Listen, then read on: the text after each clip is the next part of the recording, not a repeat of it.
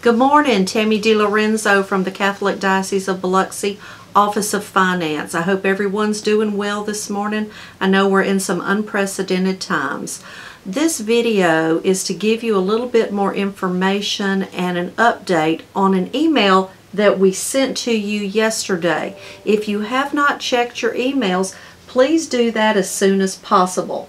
This email has to do with a couple of laws that were passed in mid-March by the federal government, and these have to do with paid sick leave due to the coronavirus. And what I'm going to do right now is just do a summary of those laws for you. There is a file attached to this that has the summary of the laws, but I wanted to just talk about this with you for a few minutes, so maybe it'll clear up any issues or any misunderstandings. The first law that I want to talk about is called the Emergency Paid Sick Leave Act.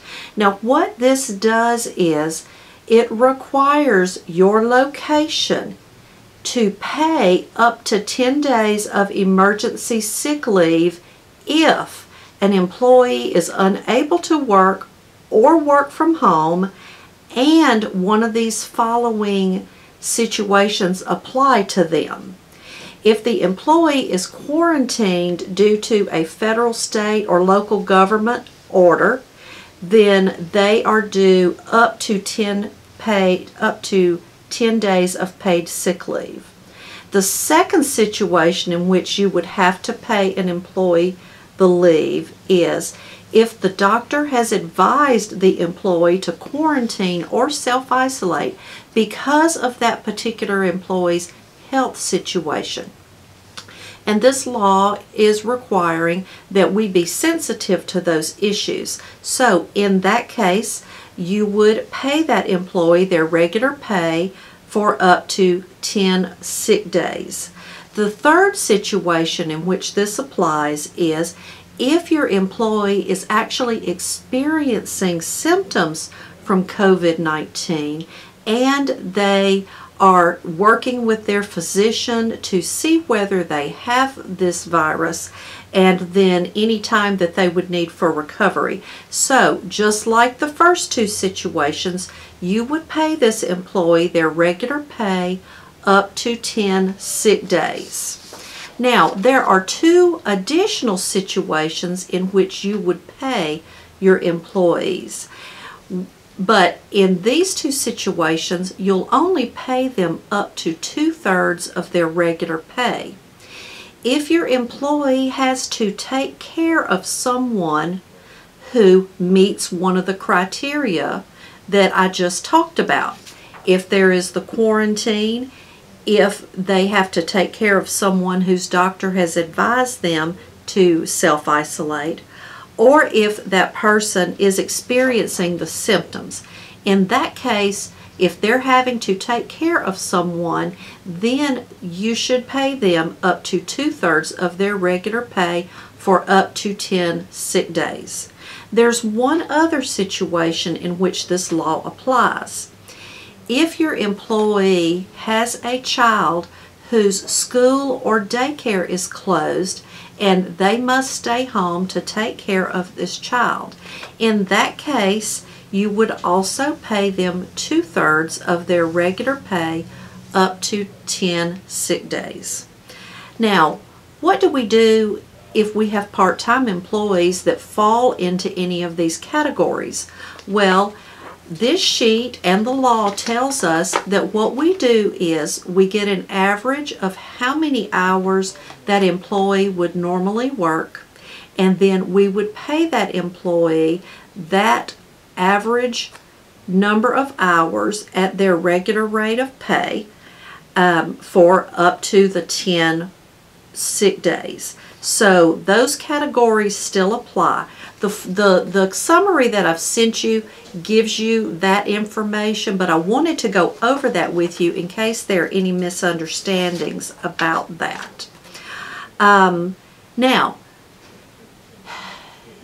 if the employee has sick or vacation time that they have accumulated, they are still, you must still pay them for these sick days. These sick days are over and above any regular or sick days that they have already, or any vacation or sick days that they have accrued.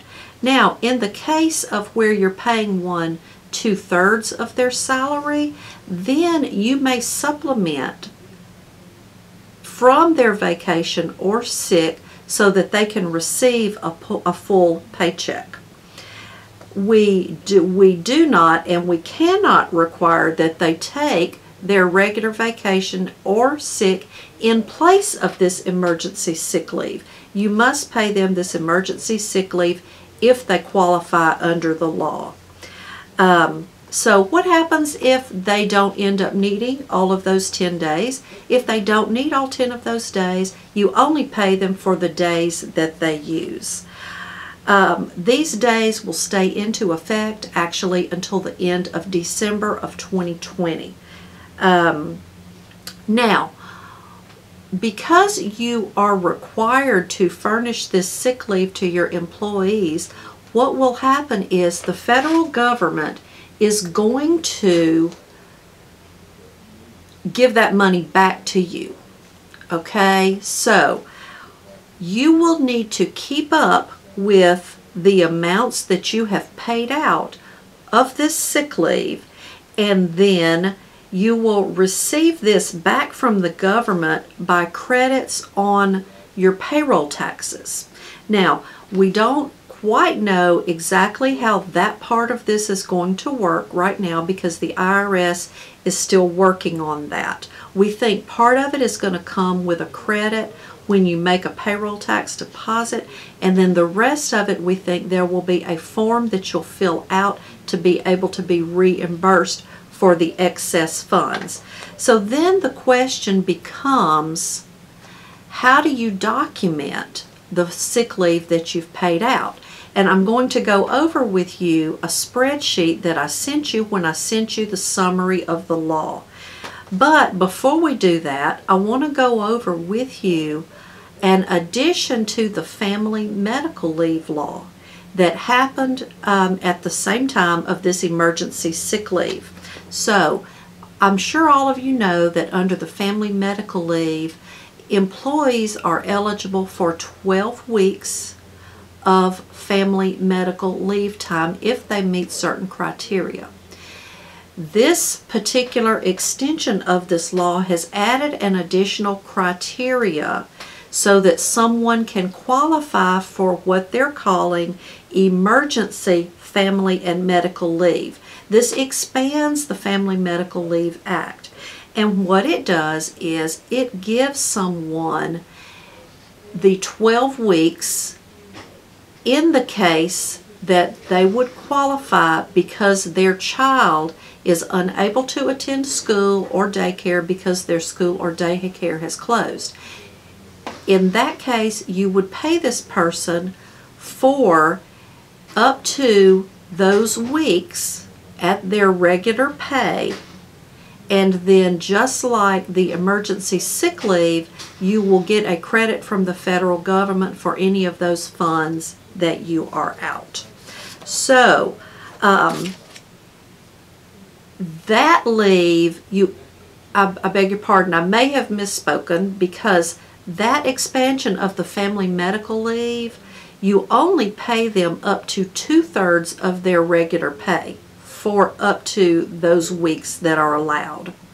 Now, as with the other law, if they want to get a full paycheck and they have any accumulated sick leave or vacation leave, then they can supplement that to receive a full paycheck. With this law as well, you're going to need to keep up with how much you paid out, and we're going to go over that on the spreadsheet that we have sent. So let's go ahead and take a look at that spreadsheet. The one thing that I want to tell you is these laws can get complicated. We're trying to keep this as simple as possible for you so that you can meet your obligations under the law and help to protect your employees.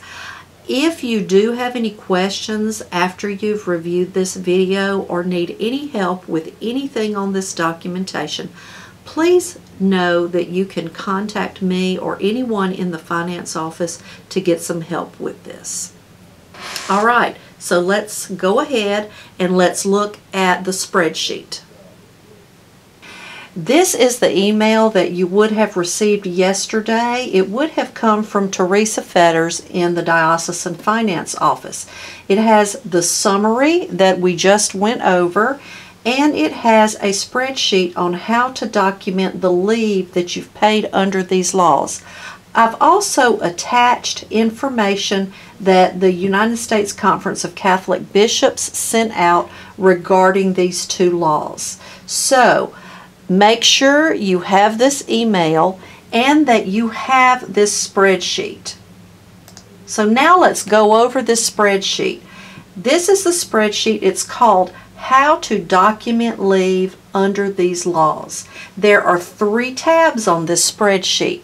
One you will fill out for any lay employees that you are paying this sick leave to.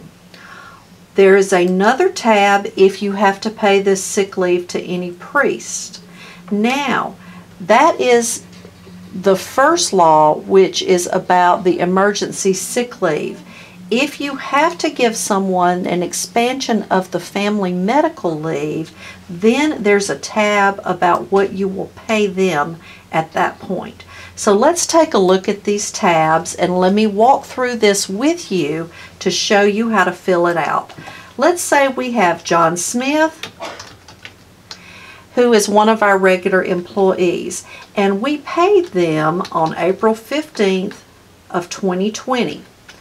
Now, this employee needed to be off for this particular sick leave, and at this point we have paid them for 8 days of this sick leave. So 8 days at 8 hours a day is 64 hours that we have paid them for. And let's say this employee's rate of pay is $10 an hour. That means that you've paid this employee $640 of this sick leave. You had a FICA match of $48. Your spreadsheet is going to calculate the gross amount paid, your FICA match, and your retirement match. Then you're going to come down here and calculate how much insurance you are going to be eligible to be refunded back on this little part of the tab right down here. Your monthly premium for medical insurance for a lay employee is $805. Let's say for the month of April there are 22 working days in the month. Okay? So we're going to put 22 working days in this yellow block right here. Now what's going to happen is in this box right here, that's going to calculate the rate of the insurance per day. Then we're going to come down here again, and in this block we're going to put how many working days, how many of these sick leave days did we pay this employee for right here. So we know that we've paid this employee for 8 days, and so we're going to put 8 days right here. That's going to give us a calculated rate of the medical insurance that is reimbursable of $292.72. So we're going to come up here under medical insurance, and we're going to put that number in that block. So let me look at that again, $292.72, $292.72. Now, you can see on here, we have paid this employee for 64 hours at $10 per hour. That came up to a gross pay of $640, a FICA match of $48.96, a retirement match of $41.60, and we paid medical insurance on behalf of that person for $292.72. That means that we will be able to be reimbursed for this sick leave that we paid for this employee at $1,023, $1,023.28. So, once I have information on how you'll get that money back to you from the federal government, we will do another video to let you know about that.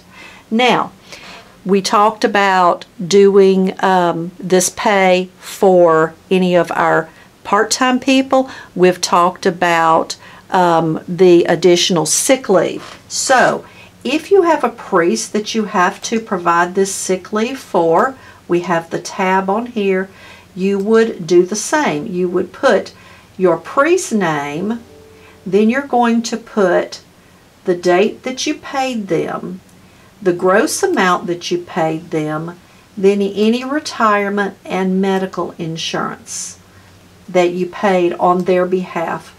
You'll do the same calculation down here. Then we have the additional tab for that extended family medical leave, and you'll do the same calculations there. So I'm going to leave this with you. What you'll do when you're finished with the spreadsheet is you will save it under a particular name that means something to you on a place that you know where you can find it on your computer. And you're going to need to hold on to this documentation. It might not be a bad idea to print it out and put it in a paper folder where you're keeping up with documentation. I hope that this has helped you to get a clear understanding of your responsibilities under this law and how you're going to document any money that you are due back from the federal government that you have paid out for either this employee sick leave or this extended family medical leave. God bless.